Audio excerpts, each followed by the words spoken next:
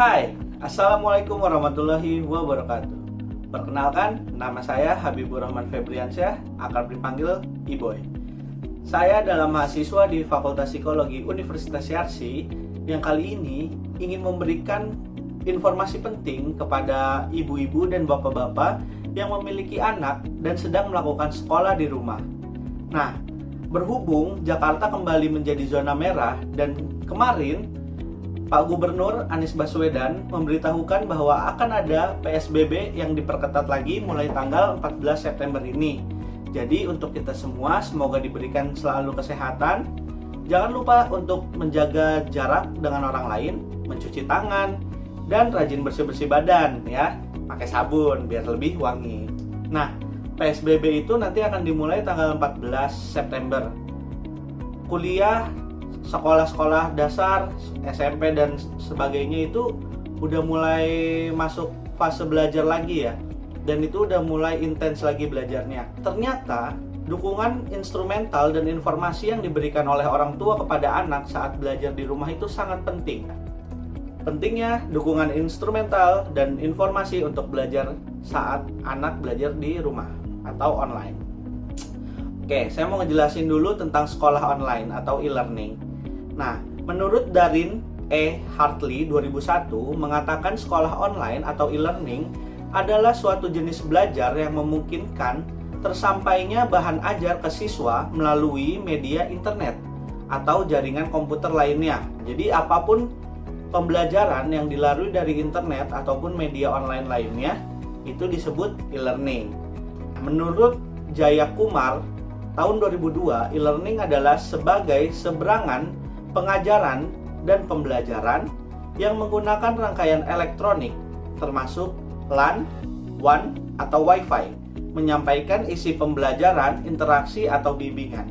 Jadi kalau sekarang ibu-ibu menggunakan WhatsApp untuk menerima atau memberi jawaban terkait pembelajaran yang digunakan oleh anak-anak ibu dan bapak, itu termasuk e-learning. Jadi WhatsApp sendiri aja itu udah e-learning. Bagaimana kalau kita menggunakan Zoom, Google Meeting, dan lain sebagainya. Kurang dan lebihnya e-learning. Ya mungkin ibu-ibu dan bapak-bapak menyadari ya bahwa e-learning itu ada dampak positifnya dan juga ada dampak negatifnya. Cuman keunggulan e-learning itu mungkin kita rasakan untuk sekarang ini lebih sedikit daripada kekurangannya. Keunggulannya itu satu, dapat dilakukan di mana saja selama alat penunjang ada, seperti internet, laptop, atau smartphone. Nah, waktu pembelajarannya juga fleksibel. Misalkan kita biasa belajar dari jam 7 pagi sampai jam 5 sore, katakanlah kita di sekolah. Tetapi kalau kita e-learning, paling hanya dari jam 7 pagi sampai jam 12 siang. Itu aja bisa curi-curi waktu sambil nyemil. Nah, itu salah satu kelebihan dari e-learning. Untuk kekurangan e-learning sendiri, itu pelajaran jadi lebih membosankan. Kenapa membosankan? Karena kita tidak merasakan adanya sosok guru yang langsung mengajarkan di depan anak ibu dan bapak sekalian. Lalu anak dan ibu bapak sekalian akan merasa lebih jenuh karena tidak ada teman. Yang kedua, itu adalah sulit memahami materi. Kenapa sulit? Karena mungkin saat anak-anak membutuhkan penjelasan lebih lanjut, itu tidak dapat diutarakan oleh anak-anak dan lebih satu arah. Seperti misalkan ibu dan bapak menonton video saya saat ini, ibu dan bapak tidak bisa menanyakan langsung kepada saya terkait informasi lebih lanjut. Itu adalah salah satu kekurangan e-learning. Yang ketiga, banyaknya distraksi. Misalkan anak ibu sedang melakukan belajar online nih, tiba-tiba peliharaannya kucing lewat. Nah, pasti kan langsung, nah itu distraksi.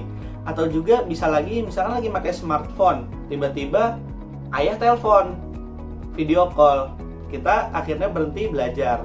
Atau bisa juga saat kita lagi belajar, ada yang lapar atau butuh makan dan lain sebagainya. Jadi distraksi yang dialami anak-anak saat belajar di rumah itu lebih banyak. Sehingga dukungan orang tua berupa instrumental dan informasi sangat dibutuhkan.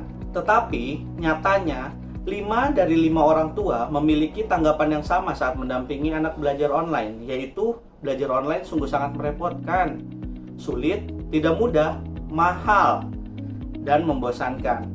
Kok bisa sih dikatakan sulit? Ya, karena perlu kita sadari tidak semua orang mengerti teknologi dengan baik. Terus merepotkan, ya tentu merepotkan karena kita harus menyiapkan alat-alat seperti laptop, smartphone, harus dicas terlebih dahulu dan lain sebagainya. Tidak mudah sudah pasti, karena ada beberapa pembelajaran yang melalui aplikasi tertentu yang mungkin awam bagi kita, apalagi bagi anak-anak kita. Mahal. Kok mahal? Ya, internet yang digunakan lumayan besar. Saat mendownload file, video call, atau sekedar mengisi Google Form itu membutuhkan internet dan itu tidak murah. Jadi e-learning tergolong mahal. Lalu yang paling parah ini adalah membosankan. Baik anak-anak dan orang tua pasti bosan mendengarkan pembelajaran melalui e-learning ini. Nyatanya banyak orang tua yang mengatakan bahwa mereka seperti belajar lagi, sedangkan pembelajaran yang didengarkan oleh orang tua tidak menarik. Itu hal memicu orang tua menjadi bosan mendampingi anak belajar. Saya ingin menjelaskan sedikit tentang dukungan sosial instrumental. Dukungan sosial instrumental adalah dukungan nyata yang melibatkan bantuan langsung. Bantuan langsung ya, itu menurut Savarino tahun 2006. Nah, apa saja sih dukungan instrumental yang diberikan orang tua kepada anak? Yang pertama, bisa saja menyediakan jaringan internet untuk proses belajar mengajar. Coba kita bayangkan, kita punya laptop, kita punya handphone, tapi kita tidak punya internet. Lantas bagaimana kita belajar e-learning? Lewat flash disk? Susah kayaknya ya.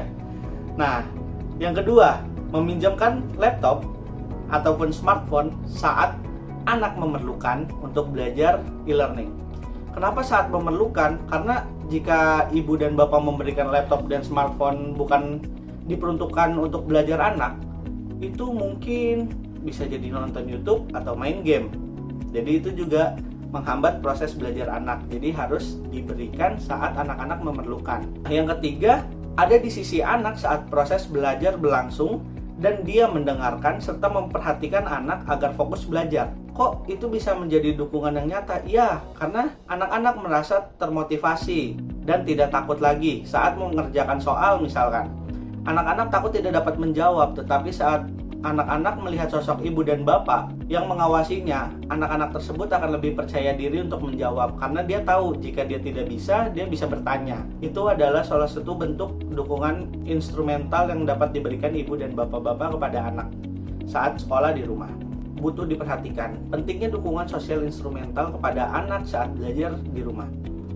Dukungan sosial instrumental yang diberikan orang tua untuk anak sangat mempengaruhi optimalitas anak saat belajar. Seperti yang tadi saya sampaikan, bagaimana bisa belajar jika tidak ada internet, laptop, ataupun smartphone. Sungguh hal yang mustahil. Analoginya seperti ini. Saat ibu-ibu ingin memasak, ada kompor nih. Anggaplah kompornya sebagai internet. Tetapi ibu nggak punya wajan. Nggak mungkin kan ibu langsung bakar gitu kan? Nah, itu analoginya seperti itu. Dan untuk bapak-bapak, analoginya bisa seperti ini. Bapak-bapak punya smartphone nih, tapi butuh webinar misalkan, atau teleconference, tetapi internetnya nggak ada. Jadi mau kata smartphone-nya yang harga puluhan juta juga nggak bisa digunakan kan? Tanpa adanya alat bantu belajar online, maka anak akan sulit untuk menangkap materi yang diberikan selama sekolah online berlangsung. Alat-alat ini sangat penting untuk proses belajar anak selama belajar di rumah. Yang kedua, selain dukungan instrumental ada juga dukungan informasi. Menurut Savarino tahun 2006, dukungan informasi adalah dukungan yang diberikan dengan cara pemberian nasihat, arahan, saran, atau umpan balik tentang cara orang tersebut melakukan sesuatu. Apa saja sih yang termasuk? Yang pertama, pemberian nasihat. Misalkan, anak-anak lagi bosan nih belajar. Kita harus menasehati, "Nak, kamu harus belajar. Ada waktunya belajar dan ada waktunya main." Kita harus terus menasehati anak-anak kita agar terus termotivasi untuk melakukan kegiatan belajar di rumah. Yang kedua, pemberian arahan. Misalkan anak-anak kalau di sekolah kan sudah tertata rapi tuh pembelajarannya oleh guru.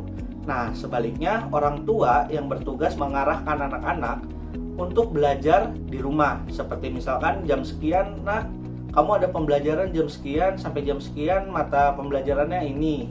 Nah, itu adalah tugas orang tua untuk mendampingi anak dengan memberikan arahan yang baik. Yang ketiga, pemberian saran atau feedback terkait permasalahan yang dihadapi anak. Jadi ada baiknya seperti ini. Saat anak selesai menerima materi dari guru, ada baiknya orang tua menanyakan kembali terkait materi tersebut agar mengetahui apakah anak tersebut paham atau tidak terkait materi yang diberikan. Bisa juga diberikan tugas oleh guru, lalu mengerjakan, bisa langsung dikoreksi oleh orang tua. Tapi ingat, pemberian nasihat dan arahan tidak boleh sambil memarahi anak, ya, karena saat kita memarahi anak kita akan mengalami penurunan self esteem atau kepercayaan dirinya akan turun. Jadi kalau bisa nasihatilah dengan cara yang baik dan benar agar anak kita melakukan yang sama ke generasi berikutnya. Sekarang dampak pemberian dukungan instrumental dan informasi kepada anak.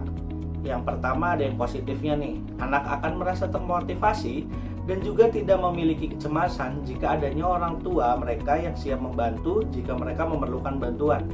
Itu adalah segi positifnya. Nah, tetapi ada segi negatifnya juga, yaitu anak akan sulit memahami dan menjadi takut, malas, dan tidak percaya diri jika orang tua tidak memberi dukungan kepada anak-anak secara baik dan benar. Salah satunya dengan cara marah-marah. Jadi anak-anak malah akan menjadi takut terhadap satu pembelajaran baru jika diomeli atau dimarahi oleh orang tua. Jadi ada baiknya orang tua menasehati anak secara baik-baik. Menurut Friska Fauzian, tahun 2019 dan kawan-kawan, dukungan dan bantuan orang tua sangat berpengaruh untuk mengoptimalkan belajar anak. Jadi kalau ibu dan bapak ingin anaknya berprestasi atau ingin anaknya dapat memahami materi pembelajaran dengan lebih baik, ada baiknya ibu dan bapak ikut berpartisipasi dalam mendukung anaknya belajar di rumah. Saya punya tips nih mendampingi anak belajar. Jadi biar kita nggak buru-buru atau tidak ribet saat pembelajaran berlangsung, yang pertama itu persiapkan perlengkapan anak layaknya persiapan anak mau sekolah. Jadi misalkan biasanya ibu dan bapak menyiapkan anak mau berangkat sekolah jam 7 nih. Dia udah harus sarapan dan lain sebagainya. Nah, lakukan hal yang sama saat anak-anak belajar di rumah. Karena hal tersebut akan membuat anak-anak bersemangat. Yang kedua, jangan lupa untuk sarapan dan berdoa sebelum sekolah online dimulai. Jangan lupa ya, soalnya berdoa itu penting. Dan sarapan juga penting, karena tanpa adanya asupan energi, anak-anak akan menjadi lebih lemas. Jadi ada baiknya kita sarapan yang bergizi. Yang ketiga, sediakan alat-alat penunjang untuk sekolah online di satu meja khusus yang mudah dioperasikan saat dibutuhkan, misalkan laptop ataupun smartphone. Taruhlah di satu tempat yang kondusif, ya, dan memang di situ tempat belajar anak sehari-hari. Jadi saat anak-anak memerlukan laptop sudah ada, memerlukan smartphone sudah ada, seperti itu. Yang kelima, memberikan motivasi kepada anak agar anak-anak tetap semangat belajar, terus dapat diberikan reward atau hadiah. Misalkan anak-anak dapat mengerjakan 9 soal dari 10 soal yang diberikan, berilah reward kepada anak. Seperti ini permen untuk kamu, atau ini es krim untuk kamu, atau bisa jadi motivasi seperti kalau kamu bisa mengulang materi yang udah diberikan ibu guru pada pembelajaran tadi, ayah akan memberikan kamu es krim, atau enggak ayah akan memberikan kamu makanan yang kamu mau. Jadi reward tersebut akan membuat anak-anak lebih bersemangat lagi untuk belajar. Jadi dia merasa termotivasi kayak, kalau saya bisa ngerjain ini, ayah saya akan memberikan es krim. Itu motivasi yang baik. Kalau motivasi yang tidak baik, ya itu tadi ancaman. Kayak kalau kamu nggak bisa ngerjain tugas, ayah akan marahin kamu. Atau enggak, kamu tidak boleh nonton YouTube seharian kalau kamu ada nilai jelek. Nah, hal tersebut harap dihindari ya ibu dan bapak, karena itu akan menurunkan tingkat kepercayaan diri anak. Yang kelima, rekamlah materi yang diberikan. Misalkan anak-anak cenderung akan menanyakan kembali atau mengulang materi yang sudah diajarkan. Nah, saat materi tersebut tidak bapak dan ibu rekam, maka ibu dan bapak harus menjelaskan sendiri, dan belum tentu ibu dan bapak menguasai materi tersebut kan. Jadi ada baiknya direkam sih. Jadi saat anak-anak membutuhkan di suatu hari atau saat mau ulangan, bisa kita berikan lagi rekaman dari ibu dan bapak guru saat belajar online. Nah, untuk merekamnya mudah sekali. Kalau di iPhone, dia sudah ada aplikasinya untuk screen recorder. Kalau di Android juga sudah ada. Tetapi jika ibu dan bapak tidak memiliki screen recorder di smartphone, bisa di-download. Salah satunya itu adalah DU Recorder. Itu sungguh sangat mudah digunakan. Jadi bisa sambil searching-searching ya alat-alat yang digunakan untuk merekam layar smartphone. Oke, sekiranya itu saja dari saya. Kurang lebihnya saya mohon maaf. Wassalamualaikum warahmatullahi wabarakatuh.